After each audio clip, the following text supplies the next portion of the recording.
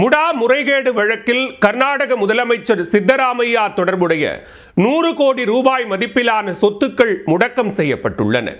கர்நாடக முதலமைச்சருக்கு எதிராக அமலாக்கத்துறை எடுத்த நடவடிக்கையின் பின்னணி என்ன?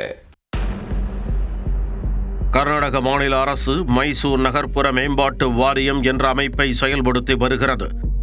இதுதான் சுருக்கமாக மூடா என்று அழைக்கப்படுகிறது.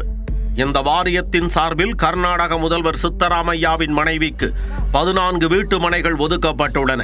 இது சட்டவிரோதமான செயல் என்ற குற்றச்சாட்டு எழுந்தது. ஆனால் சித்தராமையாவின் மனைவி பார்வதிக்கு சொந்தமான நிலத்தை சட்டவிரோதமாக ஆக்கிரமிப்பு செய்ததற்கு நஷ்ட ஈடாகவே இந்த 14 வீட்டு மனைகளும் ஒதுக்கப்பட்டதாக கூறப்பட்டது. ஆனால் இது தொடர்பாக ஆளுநரிடம் புகாரளித்த பாஜக இது குறித்து விசாரணை நடத்துமாறு கோரிக்கை வைத்தது. இதனையடுத்து மூடா வழக்கு என்று அழைக்கப்படும் இந்த வழக்கில் சித்தராமையா, அவரது மனைவி உள்ளிட்டோர் மீது வழக்கு பதிவு செய்யப்பட்டு லோக் ஆயுக்தா போலீசார் ஒருபுறமும் அமலாக்கத்துறை மறுபுறமும் நெருக்கடி கொடுத்து வருகிறார்.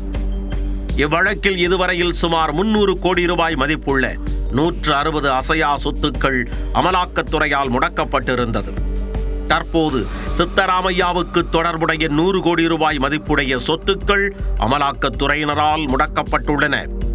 இது குறித்து அமலாக்கத்துறை வெளியிட்ட அறிக்கையில் சட்டவிரோத பணப்பரிமாற்ற தடை சட்டம் 2002 கீழ் அமலாக்கத்துறையால் முடக்கப்பட்டுள்ள 92 இடங்களும் ஏற்கனவே முடக்கப்பட்ட 300 கோடி ரூபாய் மதிப்புள்ள 160 மனைகளின் தொடர்ச்சியாக எடுக்கப்பட்ட நடவடிக்கையாகும் என்று தெரிவிக்கப்பட்டுள்ளது.